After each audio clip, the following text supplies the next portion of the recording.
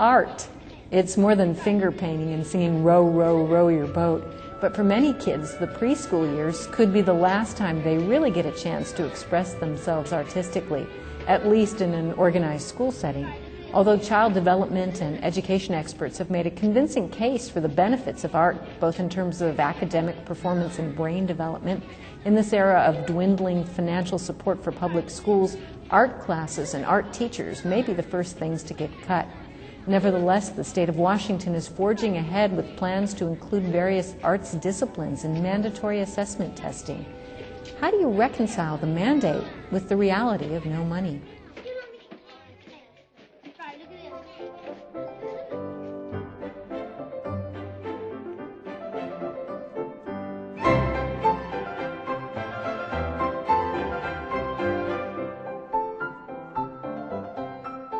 Erin Joseph, thanks for being here in the Imagination Station at the Seattle Children's Museum.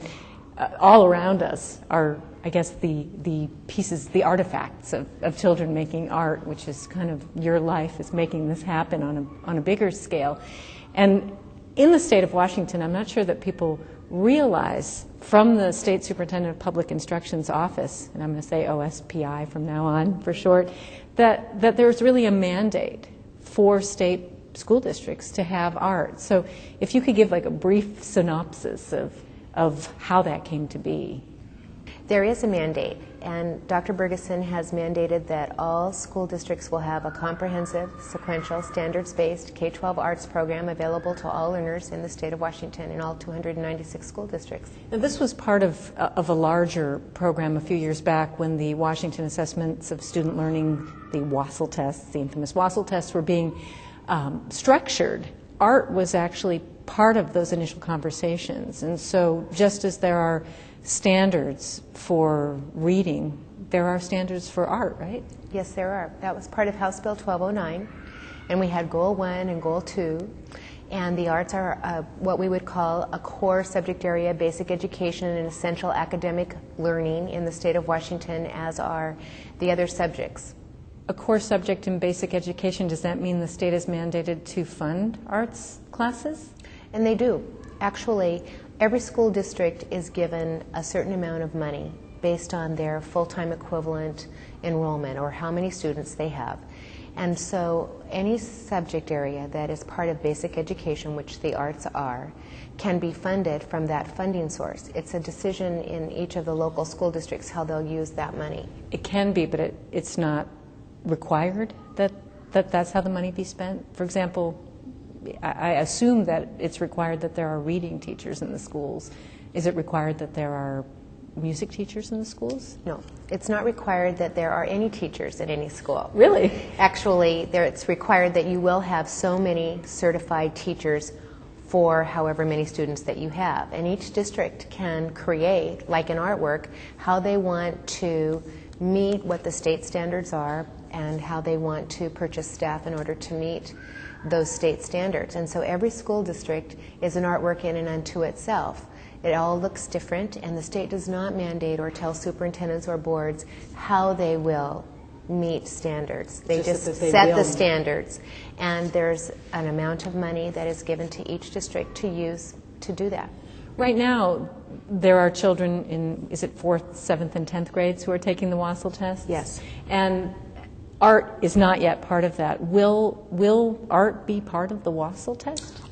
Art will be a part of the state assessments. We won't be a WASL per se, which is a Washington Assessment of Student Learning, when a WASL test is something that's required for graduation. So it won't be required for graduation? It's not going to be required for graduation, not meeting and exceeding standard on the assessment. However, we do have a state graduation requirement now that will begin in 2004 for the freshman class of 2004, the graduating class of 2008, and that is that every student in a Washington State high school will be required to take a full year credit of visual and or performing arts, which is non-substitutable. And the difference between that and what we currently have is that right now it's just a half a credit in dance, music, theater, the visual arts that is substitutable. So a student could take anything that they wanted and never take a visual and or performing art credit. But beginning in 2004, it's a requirement for the graduating class of 2008, which is significant. It seems really big that it be a requirement, and I can hear that there would be some people saying, well, what would be the reason to do this? Why would a student need art? So why would a student need art? Oh, what a wonderful question. Well, I'm going to give you 3 bullets very quickly. Number 1, every child is born an artist, and probably all the artists. They're all dancers, singers, musicians, and thespians. And then Pablo Picasso said, the difficulty is having them remain artists as they grow up. The other piece is that what we know is that the arts are a basic need, just like breathing or water is a basic need. And if that's not good enough for anybody, then we say, well, the arts are a democratic right, they're a core subject area, they're a federal mandate, they're a state mandate, they're a graduation requirement, and if you didn't get that, it's law. I've read at least 5 synopses of studies about art and academic output. I'm not sure if you use that as an argument, but there are many researchers who talk about music and math, or I think it's Howard Gardner and his, I'm not sure how many, 8 learning styles, and they talk about kinetic learners or visual learners or audio learners. Are those arguments that you can pull out when you meet with resistance from people in terms of funding arts education or requiring art in school? They are arguments that we use that are scientifically based. Yes, that all students, all learners, oral, visual, kinesthetic, and tactile learners, if we say that all students will learn, all students will meet all standards and meet and exceed standards, then we need to make sure that we're offering educational opportunities that address the oral, visual, kinesthetic, and tactile learner, as well as the 8 multiple intelligences that Howard Gardner brings forth. But more importantly, how do you tie the arts into that? We say CPR, the arts are creating, performing, and responding. So take that CPR for learning that the arts give, arts for art's sake, integrated arts, and arts in all the content areas, and apply creating, performing, and responding activities in everything that students learn every day, and watch achievement be raised. But I brought something for you. I didn't know if you were going to ask me this question. This is a Critical Links document from the Art Education Partnership out of Washington, D.C. And this is a compendium of 62 studies that addresses just what you've asked me. But more importantly, just this Monday, the first quantitative study that we know of in the state of Washington that has a significant and positive correlation at 0.05 was just completed and shared with theater infused into social studies, and just in 3 short weeks, the students performed at a higher level than students who were just having social studies taught out of the textbook in 3 short weeks. So correlation 0.05, that means that's kind of a numeric value to show that they're learning more? That's a positive correlation. Okay. Now, over time, that would need to be measured. But what we know is that just in 3 short weeks, there was a positive correlation with the stranger teaching the students. And that's significant for us in the fact that that particular study can be replicated. And that's the piece that we struggle with in the arts. We see things all the time. We hear things and we feel things and we experience those wonderful emotions. But it's very difficult to sit down and say, all right, now, if you have a really great teacher and you have a great curriculum and you have enthusiastic parents or whatever, all of the things that you need to have happen, and you have a positive attitude that the arts, in fact, are definitely a core subject area and need to be a part of what the children learn every day. Could that be replicated any place in the state of Washington or in the nation, whatever it is that you do, and would the results be the same? Typically speaking, that's not something that we've been able to prove. We need quantitative studies. We have a whole lot of qualitative studies, which is what you and I see. We call that anecdotal evidence. Mm-hmm. It's really great, but it's not replicable. So you need the hard facts, hard numbers to show people. Just a last question, because we're going to be talking with Marta Olson from the Seattle Public School District, the place, I guess, as they say, on the ground, where what you put together has to get implemented. Wonderful school district. The biggest district. district in the state. Is there acceptance by the district and the teachers in particular for integrating arts into their classrooms? Do you find a willingness to do that? I want to say yes and no. Teachers are very, very busy. And They have very high state standards to meet.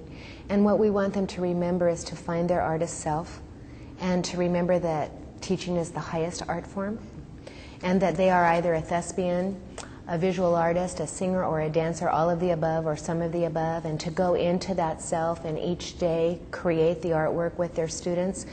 We're asking them to take a look at our website at OSPI, to focus on the 4 academic learnings in the arts. I don't know, do I have a minute to just share them with you? Because when I asked teachers, are they doing this?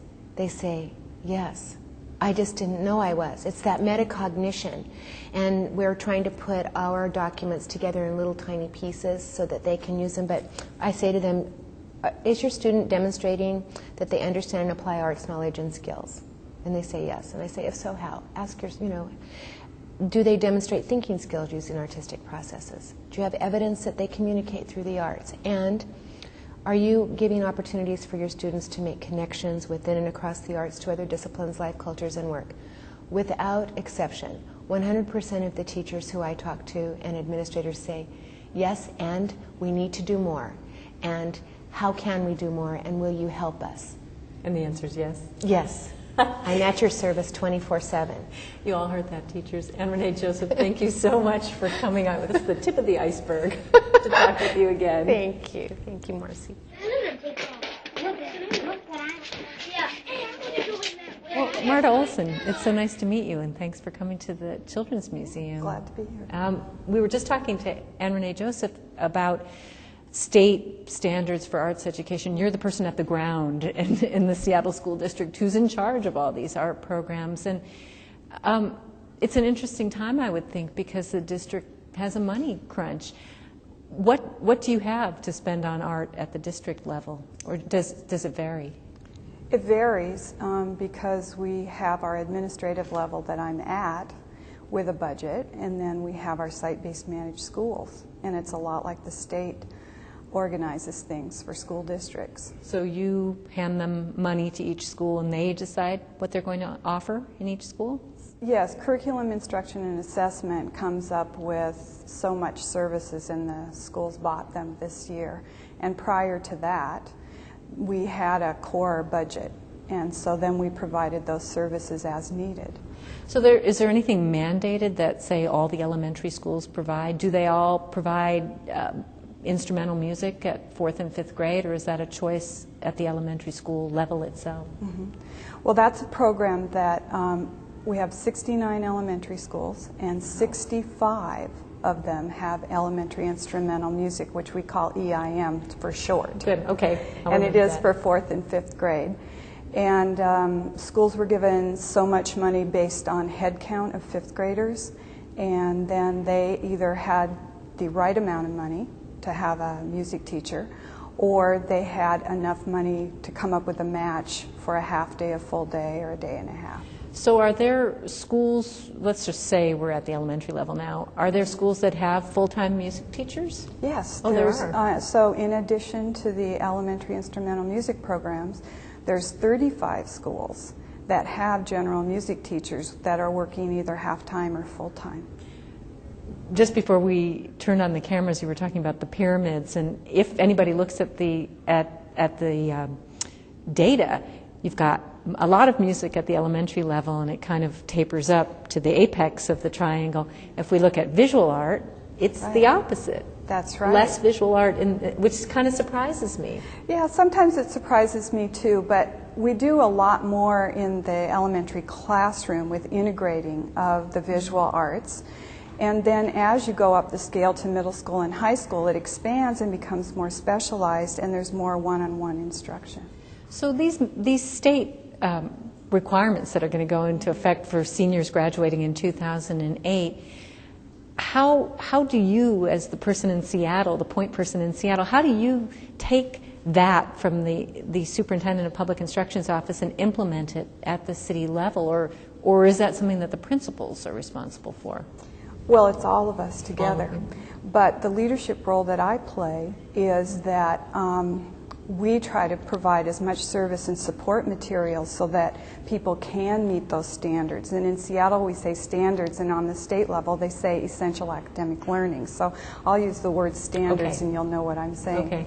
So what we did, which was really historical, last year, it had been since 1986 since teachers had any kind of support materials for the arts. So K through 12, every single classroom, K through 5, got support materials for visual arts, and it also showed how to integrate into other arts areas and subject matter areas. This year, we were supposed to do that for music, and because of the budget issues, that's been put in a holding pattern. Well, I wondered about that because anybody who reads a Seattle paper pretty daily looks at the huge crisis, and I'll use that word, that's facing Seattle public schools. Are you put on the spot? Do people consider arts education to be a luxury in a time like this?